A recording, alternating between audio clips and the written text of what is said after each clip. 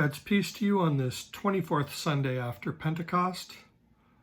Our text this morning is taken from St. Matthew, the 25th chapter, verses 14 through 30. Jesus said, "For it is as if a man going on a journey summoned his slaves and entrusted his property to them. To one he gave 5 talents, to another 2, to another 1, to each according to his ability. Then he went away. The one who had received 5 talents went off at once and traded with them and made 5 more talents. In the same way, the one who had 2 talents made 2 more talents. But the one who had received the 1 talent went off and dug a hole in the ground and hid his master's money. After a long time, the master of those slaves came and settled accounts with them.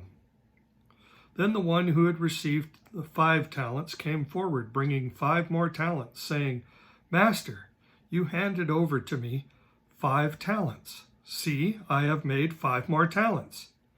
The master said to him, 'Well done, good and trustworthy slave.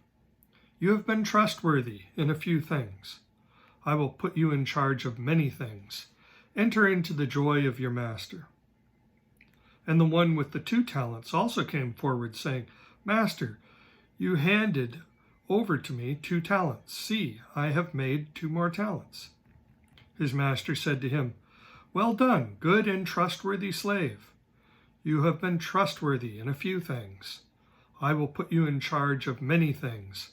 Enter into the joy of your master.' Then the one who had received the 1 talent also came forward, saying, 'Master, I knew that you were a harsh man, reaping where you did not sow and gathering where you did not scatter seed. So I was afraid, and I went and hid your talent in the ground. Here, you have what is yours.' But his master replied, 'You wicked and lazy slave.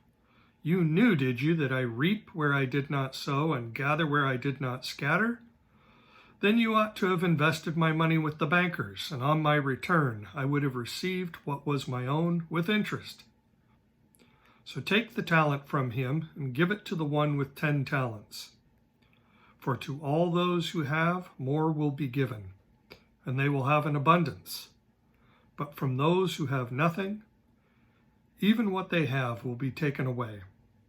As for this worthless slave, throw him into the outer darkness, where there will be weeping and gnashing of teeth.'"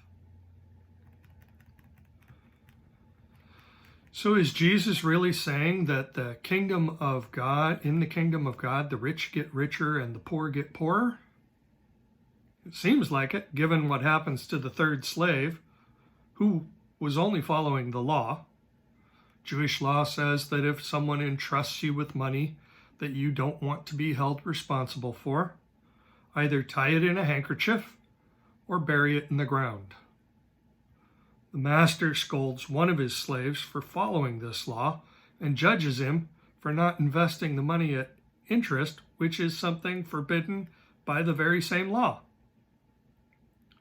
Yet this lawless, unjust master obviously represents God, because it is the master who pronounces final judgment and sends his slave to outer darkness, where there will be weeping and gnashing of teeth. This whole story seems backwards and upside down. How do we untangle it? Like all parables about the kingdom of God, this is a parable about how God chooses and who God chooses. So we're right away given a picture of God that says, whatever human ethics or rules of fairness that you think should apply here, this God is completely free to do whatever he wishes with what is his own. He's not going to be bound by the law, nor will he reward those who are when they follow it. With these strange depictions of an unjust judge and an unfair master, the disciples would never have understood this parable the way we modern American capitalists do. I've heard this verse quoted inside church, and even by politicians outside of church during budgeting cycles. I've even heard it quoted by people who have obviously never darkened the door of a church, as they claim it is God's endorsement of capitalism. All those people agree that the point of the story is that you must take what God entrusts to you and do your best with it. Make the greatest profit for the master, or else face the wrath of God for not making the most of what he has given you. I don't understand that interpretation, especially since the master never told them to do anything with the money. He never said that they were supposed to go out and make a profit. All he did was give huge sums of money and go away for a long time. A gold talent was about 16.4 years worth of wages, which is the amount that slave 3 buried in the ground. So slave number 1 was handed 82 years worth of salary and told to wait for the master's return. No sooner was the master out of the door when slaves 1 and 2 go and they put it all on black. They could have lost it all. Their trades could have devoured what their master had entrusted to them. But lucky them, black comes up and each of them double their money. And again, because they were never told to do anything specific with the money, those slaves could have pocketed a nice profit and handed back to their master what he had entrusted to them without his knowledge. But they don't, because they are faithful slaves. The profit is not the point of the parable. The point is that they were good and faithful slaves. They did not seek to claim for themselves what rightfully belonged to their master. Slave 3 doesn't share their opinion about the master. He knows the master is unjust, and he says the quiet part out loud right to the master's face. Master, I knew that you were a harsh man, reaping where you did not sow and gathering where you did not scatter seed, so I was afraid. And I went and hid your talent in the ground. Here, you have what is yours. Instead of trusting the master, being faithful to the master, he recoiled in fear. He said, I knew you didn't play by the rules. You chose wrong, master. You chose to bless me. But this has been no blessing in my life, because you terrify me. Here, take what is yours. And he drops the bag of money in the master's lap.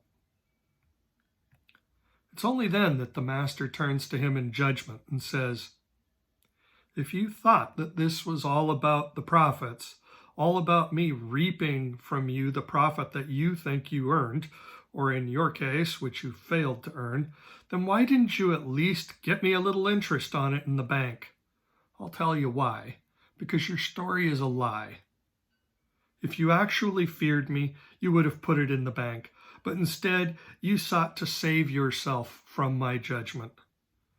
You chose security in the law, which says that you don't have to deal with me, my money, or my judgment if you put the money in the ground. You were able to bury my money, and you thought you could bury me along with it, figuring that the law would be your way out, your salvation.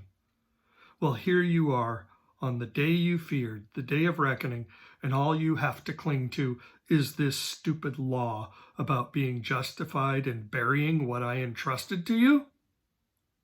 You are not full of faith in me. You sought really to make me and what I have given you a non-factor in your life. You sought to neutralize me, and you don't know me at all. It was fear that drove this third slave to not even engage with the master. What if it comes up red instead of black? What if he loses it all? How will he protect himself from the wrath of his master? Far from trusting him, he feared him, and he judged his own master as untrustworthy. Last week, the judge never showed up, only a bridegroom. And the word of judgment was not spoken until a demand to open the door had been issued after the door was closed, and after standing on the law before the bridegroom was meaningless. This third slave similarly stands before his master, but demands that the master also put himself under the law.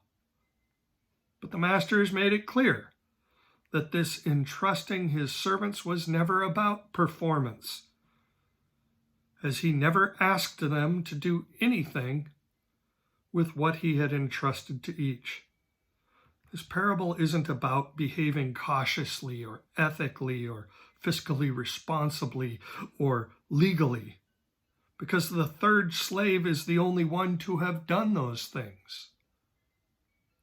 This is about seeing the master, who is generous and foolishly trusts his own with vast sums of grace.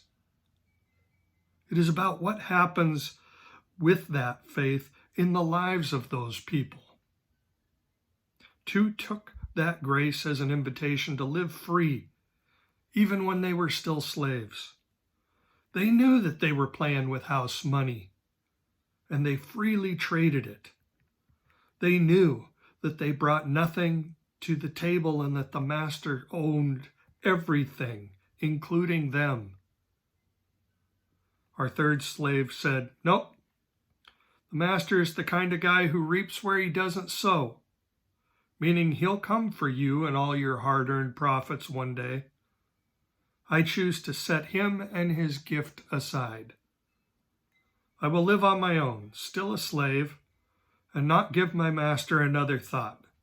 When he returns, I will give him back what is already his, and he cannot condemn me. But he stands self-condemned. Notice that when he hands back the bag of money, he says, "Here you have what is yours." The master pronounces words of judgment at that point. He could well have said, "No, slave, you have not given me what is mine, because you also belong to me. Yet you have made it clear that you are withholding even that from me. You have made it clear that you do not want to enter into the joy of a harsh, thieving, unjust, cruel master. You get, then, the world you desire, a world without me in it. Go live on your own in the outer darkness." Then to the slave who trusted the one who put his faith in them, the master said, "Well done, good and faithful slave. You lived it. You lived out my generosity, because you, a slave who had nothing, was made to be a rich man, to live like a free man on my money while I was away. You were given a gift nearly beyond price, certainly more than you would have ever had to manage if you had been on your own. You were faithful to the faith I put in you. You trusted me when I trusted you. You trusted my generosity, my graciousness, more than you feared the consequences of screwing up. You may enter into my joy. I will trust you with even more, because I see you will use it to live free from demands and fear. You will not let sin, death, nor the devil bind you up in fear, nor will you care what judgment they pronounce on you. Instead, you will care only about being faithful to the one who first put his faith in you. You look forward to telling him of the amazing things that his freedom gave you. You will show him that his faith in you was not misplaced nor buried in the ground. All this you will do not to elevate yourself, but as a sermon, as a testament to the world, that the Master is not harsh, but generous. He celebrates those who live freely in trusting the one who has entrusted his kingdom to them. Trust begets trust. Faith begets faith. And to the one who has faith and trust, more will be given as they enter into the joy of their Master. Amen.